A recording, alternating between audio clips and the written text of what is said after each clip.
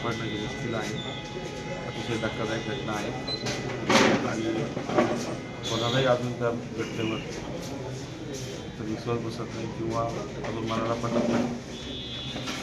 या ठिकाणी तालुक्यातील अनेक कार्यकर्ते या ठिकाणी आले होते. अतिशय दुःखद आमच्या कारणानं त्यांना काय करावं काय समजेना आणि आता अंत्यदर्शनासाठी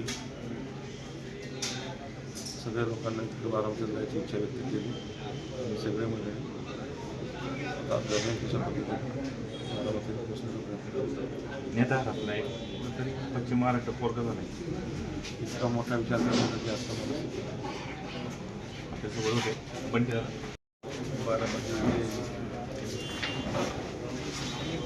समांतर घटनेमध्ये सावायचे स्थान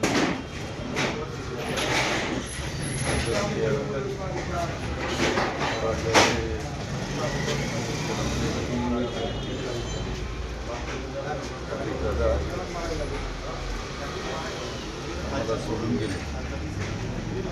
ही बातमी कळल्याच्या नंतर त्या ठिकाणी मन शून्य झालं. काय बोलावं हे खरं तर सुचत नाही.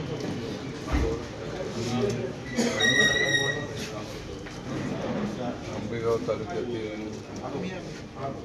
सर्व जनतेच्या वतीनं राष्ट्रवादी काँग्रेस पक्षाच्या सर्व कार्यकर्त्यांच्या वतीने भावपूर्ण श्रद्धांजली अर्पण करतो. राष्ट्रवादी काँग्रेस पक्षाच्या प्रत्येक कार्यकर्त्यासाठी हा अत्यंत काळा दिवस आहे. असा दिवस येईल असं कधी स्वप्नात सुद्धा वाटलं नव्हतं. वेळ पाळणारा नेता, अतिशय प्रामाणिकपणे काम करणारा नेता आज वेळ चुकून आम्हाला सगळ्यांना या ठिकाणी वर्क करून गेलेला आहे. असं दुःख कधी आयुष्यात वाटायला येईल आणि अजितदादांचं जाणं अशा पद्धतीने होईल असं कधी स्वप्नात वाटलं नव्हतं. अजितदादांचं जाणं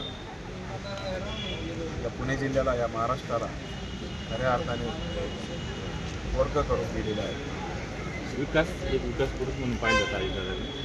सकाळी 6 वाजल्यापासून कामं असणारा माणूस हा विकासाबाबत एक मोठी पोकळी तयार होईल का पश्चिम महाराष्ट्र? पश्चिम महाराष्ट्राचं नेतृत्व हरपलं. विकासाच्या बाबतीत असो किंवा राज्याच्या राजकारणातून पश्चिम महाराष्ट्रात येणारा विकासाचा ओघ असो, या सगळ्या बाबतीत आता या भागाचं नेतृत्व कोण करणार आणि या भागातून म्हणजे खऱ्या अर्थाने सगळ्यांना प्रेरणा मिळत होती. ते नेतृत्व हरपल्यामुळे या पश्चिम महाराष्ट्राचं नव्हे तर पूर्ण महाराष्ट्राचं मोठं नुकसान आज या ठिकाणी झालेलं आहे.